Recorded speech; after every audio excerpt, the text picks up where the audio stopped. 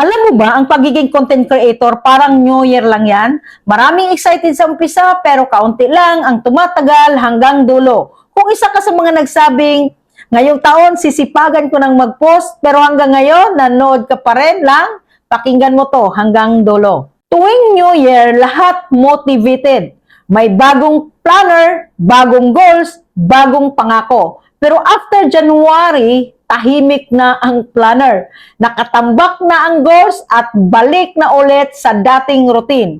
Ganyan din ang content creator journey. Sa umpisa, araw-araw mag-post. Todo edit, todo research, todo pangarap. Pero kapag konti ang views, walang comments makita at walang kita, sumusuko agad. Real talk lang ha, walang content creator na yumaman dahil lang siniswerte sa isang post.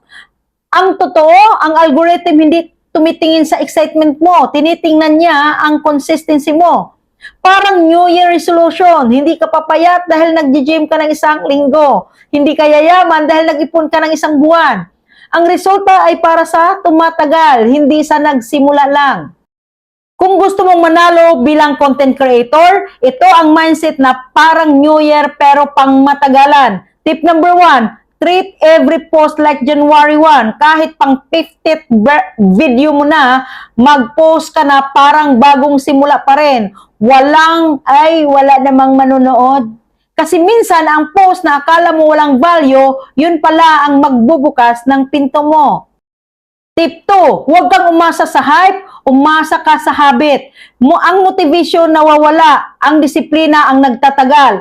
Kahit walang gana, kahit walang papuri, kahit walang kita, mag-post ka pa rin. Kasi ang audience dumarating kapag hindi ka na naghihintay.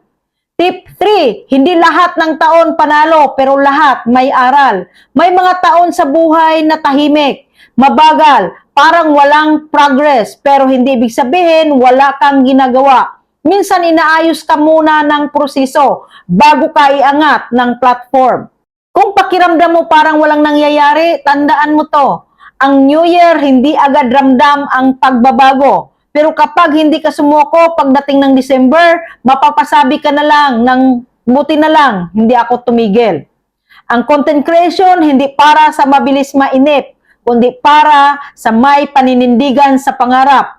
Kung ikaw yung content creator na pagod na, nawawala na ng gana, pero ayaw pa rin sumuko, ituloy mo lang. Hindi mo kailangan ng perfect timing. Ang kailangan mo lang ay isang post pa, isang araw pa, isang taon pa. Dahil ang content creator, parang New Year lang. Ang tunay na pagbabago, nangyayari sa mga hindi tumigil.